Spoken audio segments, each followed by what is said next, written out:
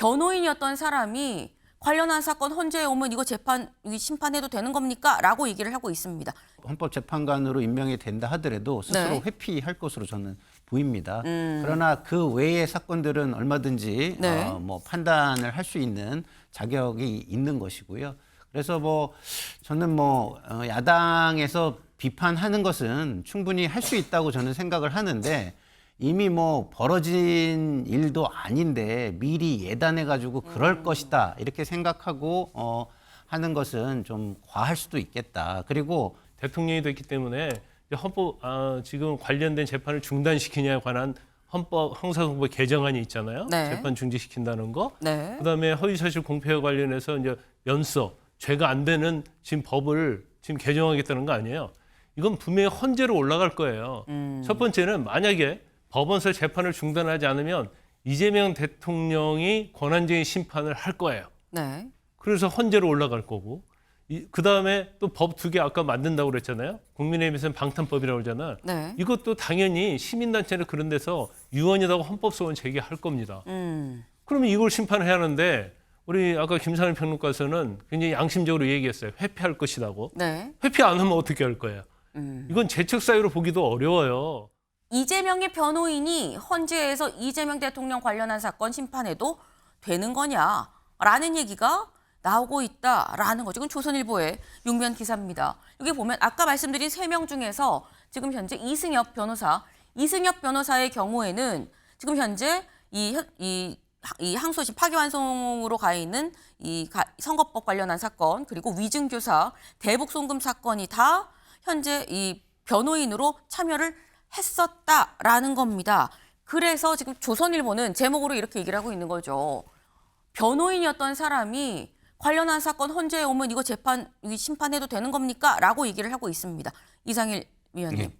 심판해도 되는 거냐라는 심판하면 질문에. 안 되죠. 네, 심판하면 네. 안 되니까 제가 볼 때는 헌법재판관으로 임명이 된다 하더라도 스스로 네. 회피할 것으로 저는 보입니다. 그러나 그 외의 사건들은 얼마든지 네. 판단을 할 수 있는 자격이 있는 것이고요.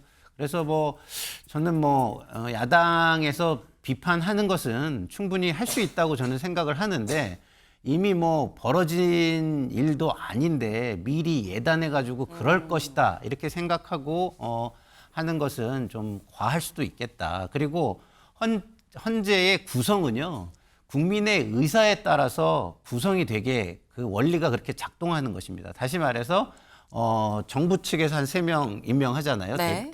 대법원장이. 네. 그리고 또 국회에서 또 의회 구성의 그 비율에 따라서 또 3명을 임명하게 돼 있고 네. 그다음에 대통령이 누가 선출되었느냐에 따라서 3명을 구성하게 돼 있습니다. 이 구성 자체가요. 기본적으로 국민 의사가 반영돼서 구성되는 원리를 가지고 있습니다. 그래서 그 원리를 따라가는 것을 뭐라고 하기는 좀 어려운 거 아닌가.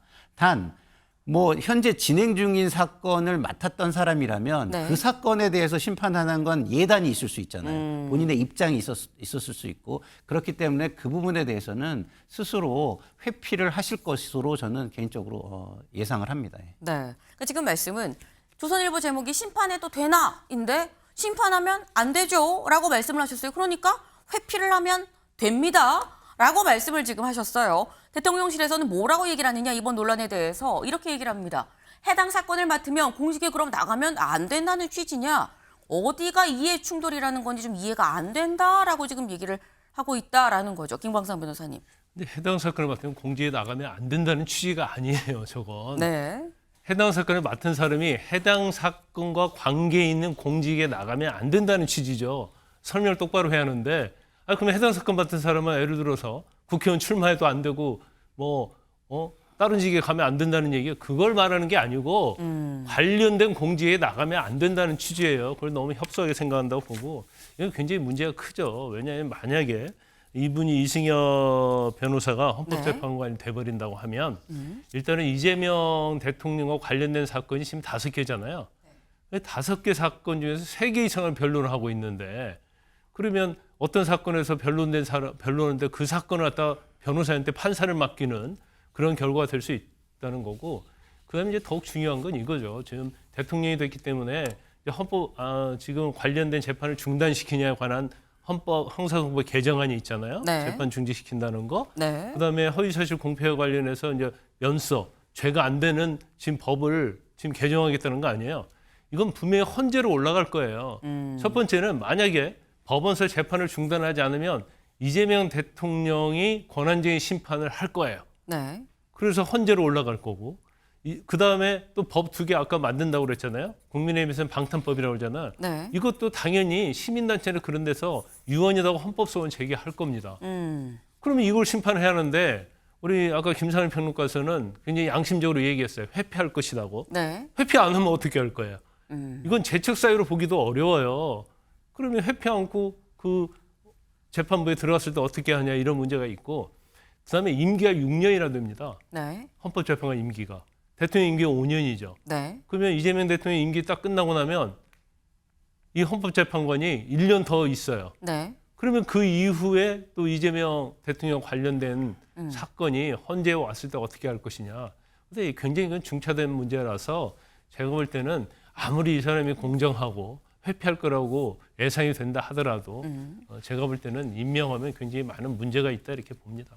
지금 말씀은 지금 이 이승엽 변호사가 헌재에 가는 게 문제가 되는 이유가 지금 현재 양쪽이 충돌하고 있는 여러 개의 법들이 있지 않느냐. 헌재로 돌아올 법들이 상당히 많다라고 말씀하셨어요. 그러면서 이른바 이재명 방탄법이다라고 말씀을 하셨는데, 국민의힘이 이재명 대통령 방탄법이라고 얘기를 하는 법들이 뭐가 있는지 같이 좀 볼까요? 네, 바로 이겁니다. 아까 잠깐 얘기가 나왔던 형사소송법 개정안, 요거는 그러니까 이른바 재판 중지법, 이재명 대통령이 그러니까 대통령인 직위에 있을 때는 재판을 중지한다라는 재판 중지법, 그리고 선거법 개정안, 지금 현재 파기환송심을 관련해서가 바로 요 선거법인 거죠. 근데 여기에 대해서 이 행위 부분을 뺀다. 이렇게 되면은 면소될 수 있다. 이 적용해야 될 그 부분이 없어지기 때문에 아예 이 어떻게 보면 이 적용을 할 수가 없기 때문에 아예 면소가 될 수 있는 이른바 면소법, 그리고 헌법재판소법 개정안, 요거는 이제 이 3심까지 다 받고 난 다음에 4심 다시 한번 헌재에서 좀 판단을 받도록 하는 이른바 4심제 도입법, 그리고 뭐 조의대 특검법 등등이 있다라는 거죠. 그런데 말씀처럼 요런 게 결국 통과가 돼서 법안이 이 본회의를 통과한다 그러면 헌재로 갈 텐데 그거 어떻게 할 거냐라고 말씀을 하셨어요. 실제로 다음 기사 볼까요? 한겨레 기사 보겠습니다. 민주 입법 속도전, 대통령 재판 정지 등 여야 충돌 예고. 저희 아까 일면에서도 살짝 나왔죠. 당장 이번 주 목요일 12일에 본회의가 열리는데 여기에서 아까 저희가 본 것 중에 하나 형사소송법 개정안, 이른바 대통령 재판 정지법이 본회의에서 통과가 될 예정이다라는 거예요. 근데 이렇게 되면 결국 헌재로 가는데 이거 어떻게 할 겁니까? 라는 게 김광삼 변호사님 말씀이거든요. 김상일 위원님. 근데 우리가 지금 뭐 평상시 같으면 네. 이것에 대해서 고민을 저도 많이 할 것 같아요. 근데 국민들이 이미 이 논란 속에서 이재명 대통령을 선출한 겁니다. 이걸 모르고 선출한 게 아니에요. 그러면 이걸 다 알면서도 대통령으로 선출했다는 건 무슨 얘기죠? 지금 현재는 이재명 대통령이 국가를 이끌어야 앞으로 나갈 수 있다는 거예요. 근데 앞으로 나가라고 선출을 한 겁니다. 근데 네. 이거를 그 헌법 84조 논란을 계속 벌이면서 앞으로 못 나가게 막는 게 맞나요? 저는 맞지 않다고 봅니다. 국민의 뜻은 자, 이게 만약에 일단 중지된다고 하더라도 이게 네. 일시 중단이지 영구 중단은 아니잖아요. 네. 그러면 지금은 국가와 국민이 앞으로 나가는 게 훨씬 중요하다는 국민의 판단이 있었던 거예요. 그러면 84조로 논란을 벌이겠다는 야당이 있기 때문에 이거를 개정하겠다는 거거든요. 그럼 이 논란을 5년 동안은 벌이지 않는 게 더 국민의 의사에 합당하다고 저는 보기 때문에 지금 이게 만약에 평시 같았으면 저도 굉장히 비판을 할 텐데 국민이 대선이라는 걸 통해서 어느 네. 정도 의사결정을 해주신 부분이 있다라고 보기 때문에 이거는 저는 크게 논란을 벌여서는 안 되는 일이라고 봅니다. 네, 김광삼 또 변호사님. 다른 시각에서 판단해 볼 수 있죠. 이제 이재명 대통령을 선택한 이유, 그 이유는 여러 가지가 있지만 후보 중에서 그래도 대통령 할 수 있는 자격이 있는 사람이 이재명 후보다 해서 국민들이 선택해 준 거지, 본인과 관련된 재판까지 중지할 수 있도록 권한을 준 건 아니에요. 최근에 여론조사 나왔잖아요. 여러 가지 국민의 여론이 상당 부분 재판이 계속 가는 것이 맞다는 그런 내용들의 어떤 여론은 상당히 많이 있다고 저는 보거든요. 그렇기 때문에 사실은 대통령이 당선이 됐다고 해서 본인과 관련된 모든 것을 국민들이 면제를 해줬다랄지 마음대로 해줘도 마음대로 된다. 거기까지는 가지 않았다고 봐요. 그런데 자꾸 뽑아준 걸 보면 모든 걸 갖다가 할 수 있도록 해줬다. 심지어 재판도 중단하게 해주고 이제 대법원에서 유죄 취지로 파기환송된 어떤 무죄로 만들 수 있도록 국민들이 허락을 해줬다. 이렇게 말한 것은 제가 볼 때는 굉장히 과도하다 이렇게 봅니다. 제가 드리고 싶은 얘기는 이런 겁니다. 면제는 안 되죠. 제가 그래서 임기 동안 일단 중지라는 거를 제가 말씀을 드린 거예요. 그렇기 때문에 5년 동안 무엇이 더 중요하다냐는 것을 국민이 결정을 해준 것이다. 그걸 존중해야 된다라는 말씀을 드린 건데 지금의 야당은 어떻습니까? 이번 대선의 결과 중에는 윤석열 대통령에 대한 심판도 있는 거예요. 근데 그 심판은 여전히 받아들이지를 않고 있잖아요. 근데 그거 훨씬 중요하고 국민의 의사결정까지 나고 민의가 결정된 것은 받아들이지도 않으면서 이것은 이렇게까지 문제를 삼는다? 국민들이 그러면 어디에 더 무게를 두고 의사결정을 할지 되돌아봐야 하지 않을까 이런 생각이 듭니다. 네, 사실 어떻게 보면 이 사안과 관련해서 김용태 비대위원장이 공개적으로 또 질문을 던진 게 있습니다. 잠깐 들어보고 오시죠. 이재명 대통령께 공개적으로 질문을 드리겠습니다. 만인은 법 앞에 평등합니다. 대통령은 취임 전 진행되어 온 재판을 면제받기 위한 자리가 아닐 것입니다. 대통령께서는 6월 18일로 예정된 공직선거법 위반 혐의 재판과 다음 달로 예정된 불법 대북 송금 재판을 받을 의지가 있으십니까? 김용태 비대위원장이 이렇게 얘기를 합니다. 이재명 대통령, 그러면 앞으로 있을 이 재판들, 예정돼 있는 이런 재판들 나올 의지가 있으십니까? 라고 지금 물었어요. 김상일 위원님.